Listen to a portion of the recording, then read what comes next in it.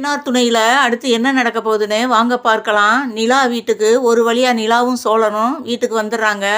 நிலா வீட்டுக்கு வந்ததும் நிலாவை பார்த்த சந்தோஷத்தில் அவங்க அண்ணி குழந்தையெல்லாம் வந்து அவ்வளோ சந்தோஷப்படுறாங்க.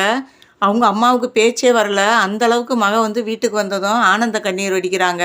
நிலாவை அவங்க அண்ணி மதி உள்ளே கூட்டிகிட்டு போகிறாங்க. அவங்க ரூமுக்கு கூட்டிகிட்டு போனதும், நிலா நீ இங்கே வரவும் தான் எனக்கு ரொம்ப சந்தோஷமாக இருக்குது. எப்படி தாண்டி அந்த வீட்டில் இருந்த? என்னால் ஒரு அரை மணி நேரம் கூட அந்த வீட்டில் இருக்க முடியல. இவ்வளோ பெரிய வீட்டில் இருந்துட்டு அந்த வீட்டில் இருக்கிறது ரொம்ப ஆச்சரியம். சரி நிலா, போனது போகட்டும். இனிமேல் இங்கே வந்துட்டேல, இனிமேல் அந்த வீட்டை மறந்துடு. நீ எப்பயும் போல் இங்கே ஆதார் கார்டும் உனக்கு இங்கே இருக்குது. நீ நினச்சபடி லைஃப்பை அமைச்சிக்கலாம். ஆதார் கார்டு இல்லாமல் தானே வந்து சோழனை டைவர்ஸ் பண்ண முடியாமல் இருந்த. அதனால் இப்போ ஆதார் கார்டும் இங்கே இருக்குது. அதனால் நீ என்ன வேணாலும் நினச்சதை சாதிக்கலாம் அப்படிங்கிறாங்க. அதெல்லாம் சரிதான் நீ இருந்தாலும் வந்து நான் உங்கள்கிட்ட ஏற்கனவே சொல்லியிருக்கேன். சேரன் நான் கல்யாணம் ஆகிற வரையும் நான் எந்த முடிவையும் எனக்காக எடுக்க மாட்டேன்னு உங்கள்கிட்ட ஏற்கனவே சொல்லியிருக்கேன். அதனால் வந்து சேரன் நான் கல்யாணம் முடிஞ்சதுக்கப்புறம் தான் நான் எந்த முடிவையும் என்னையை பற்றியே நான் யோசிக்க முடியும் அப்படிங்கிறாங்க. நீ ரொம்ப டயர்டாக இருக்குது, நான் ரூமுக்கு போகிறேன். ஏன்னா ஒரு வாரத்துக்கு நான் இங்கே தானே இருக்க போகிறேன். அதனால் நம்ம நாளைக்கு மீட் பண்ணி பேசுவோம் அப்படின்னு சொல்லிட்டு அவங்க ரூமுக்கு போகிறாங்க.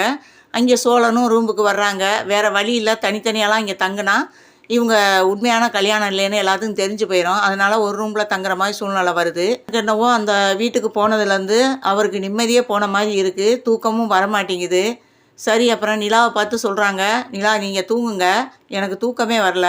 நான் வெளியில் போயிட்டு தூக்கம் வர்ற நேரம் வந்து தூங்கிக்கிறேன் அப்படிங்கிறாங்க. சரி, எனக்கு டயர்டாக இருக்குது, நீங்கள் வேணால் போய் வெளியில் தூக்கம் வர்ற வரையும் ஏதாவது உங்களுக்கு பிடிச்ச மாதிரி ஏதாவது பண்ணுங்க அப்படின்னு சொல்லிட்டு அவங்க தூங்க போயிடுறாங்க.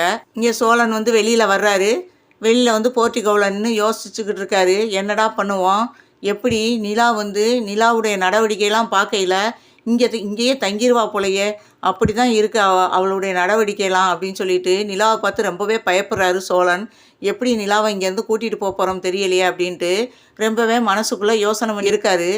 அந்த நேரம் பார்த்து அங்கே தேனு வர்றாங்க.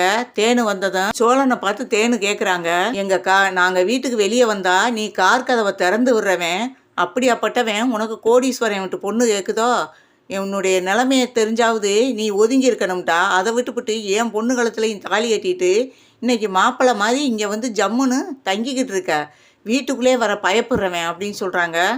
அதுக்கப்புறம் திரும்பி பார்த்துட்டு சேரன் சொல்கிறாரு, அத்தை என்னத்தை படபடன்னு பொறிஞ்சு தள்ளுறீங்க, நிலாவுக்கு முன்னாடியே அந்த மாதிரி பேசுகிறீங்க, நிலா ரூமுக்குள்ளே இருக்கிற நேரம் இப்படி வந்து பேசுகிறீங்க அப்படின்னு சொல்லவும், சி வாயை மூடுறா, யாருடா உனக்கு அத்தை, நானாடா உனக்கு அத்தை, இனிமேல் அத்தைன்ற வார்த்தையே என் காதிலே விழுகக்கூடாது அப்படின்னு சொல்லவும், அப்போ அத்தைன்னு கூப்பிடாம எப்படி கூப்பிட சொல்கிறீங்க அப்படிங்கிறாப்புல.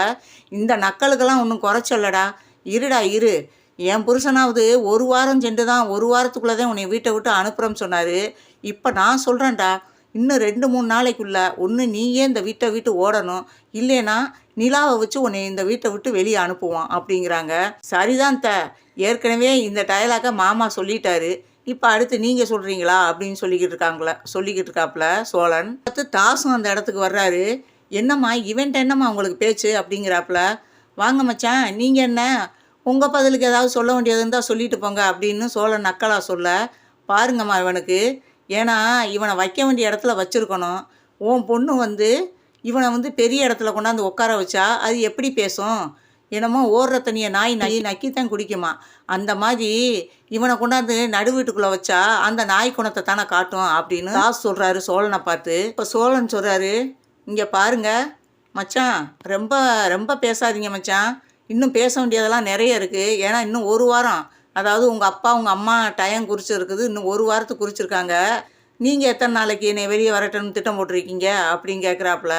உனக்கு கூடிய சீக்கிரமே உன்னை வெளியே அனுப்பிடுவோம்டா, நீ ஏன்டா உன்னையெல்லாம் வந்து 2 நாள் வச்சுருக்கதே ரொம்ப ஓவர்டா அப்படிங்கிறாப்புல.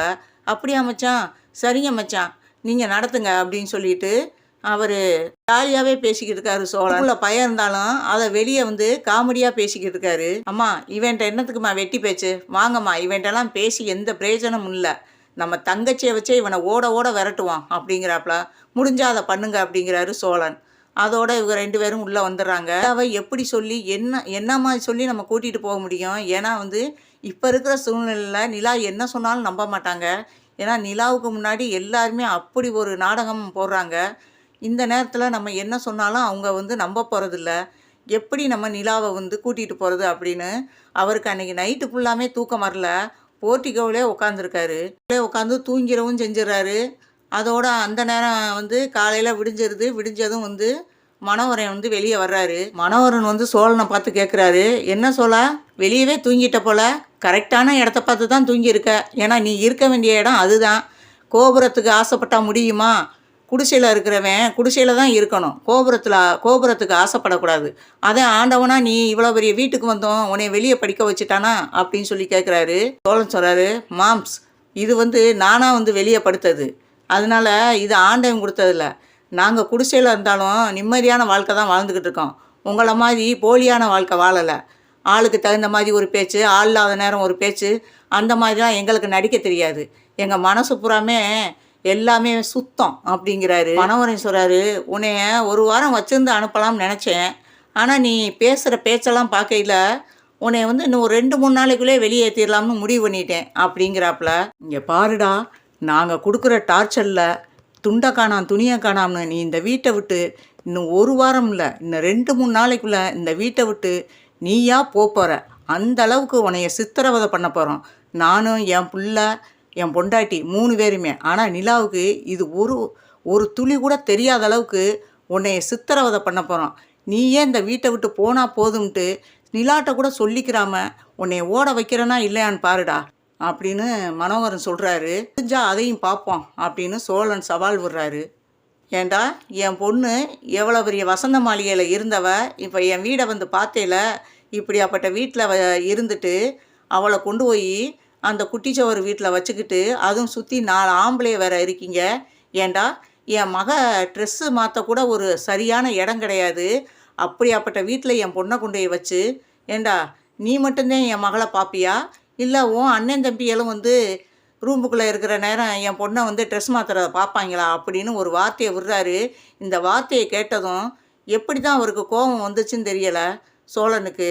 அவர் அறியாமையே வந்து கன்னத்தை சேர்த்து பலார்னு மனோகரனை ஓங்கி ஒரு அறை விடுறாரு. யதார்த்தமாக நிலா ரூமில் பார்க்குறாங்க, சோழனை காணா. என்ன இன்னும் இவரை காணாமே அப்படின்னு சொல்லிட்டு வெளியில் வர்றாங்க. அந்த நேரம் தான் கரெக்டாக அந்த அவங்க வெளியில் வர்ற நேரம் பார்த்து மனோகரன் கன்னத்தை சேர்த்து ஒரு அறை விடுறாரு. அதை பார்த்ததும், சோழன் என்ன செஞ்சுக்கிட்டு இருக்கீங்க நீங்கள், என்ன உங்களுக்கு புத்தி ஈத்தி கெட்டு போச்சா அப்படின்னு சொல்லிட்டு கோவமாக வேகமாக ஓடியாராங்க சோழனை பார்த்து. கூட எதிர்பார்க்கல, வயசுக்கு ஒரு மரியாதையாவது கொடுக்கணும். நீங்கள் அவர் என்னதான் பேசியிருந்தாலும் இப்படி எங்கள் அப்பாவை நீங்கள் கன்னத்தை சேர்த்து அரைஞ்சது ரொம்ப தப்பு சோழன். இப்படி இவ்வளோ மரியாதை இல்லாமல் நடந்துக்கிறீங்க, நான் கொஞ்சம் கூட எதிர்பார்க்கல அப்படின்ட்டு வந்து படபடன்னு கோவமாக திட்டுறாங்க சோழனை பார்த்து.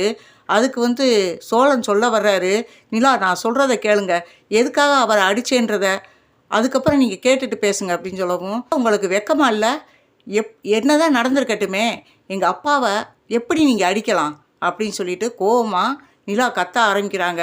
எவ்வளவோ சொல்ல முயற்சி பண்ணுறாங்க, ஆனால் வந்து அதை எதையும் காதில் வாங்குற மாதிரி நிலா இல்லை. இதை பார்த்து அவர் ரொம்பவே சந்தோஷப்படுறாரு. ஏன்னா இதைத்தான் அவர் எதிர்பார்த்தாரு. ஆனால் இவ்வளோ சீக்கிரம் நடக்கும்னு அவரும் எதிர்பார்க்கல.